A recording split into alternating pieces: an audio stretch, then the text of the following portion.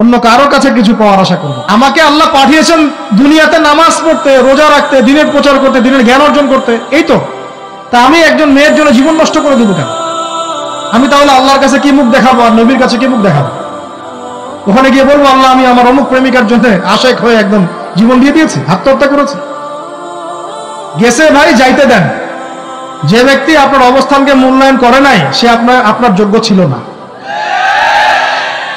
এখন আপনি কি করবেন? নিজের অবস্থান উন্নত করেন, আপনার পিছনে লাইন ধরে ঘুরবে ইনশাআল্লাহ। এটাই বাস্তবতা। দুনিয়া খুব খারাপ জিনিস।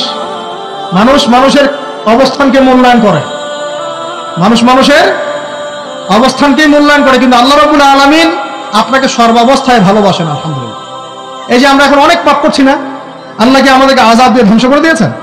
আল্লাহ পাক এখনো আমাদেরকে ভালোবাসেন, রহম করেন, অপেক্ষায় আল্লাহ পাক অপেক্ষা করছেন কখন তওবা করবে, আমি তওবা কবুল করব। এই কখন আমার বান্দা খালি একবার বলে আস্তাগফিরুল্লাহ, আল্লাহ পাক সাথে সাথে মাফ করে দিবেন। আর সেই আল্লাহকে বলে আপনি কার পিছনে ছুটছেন?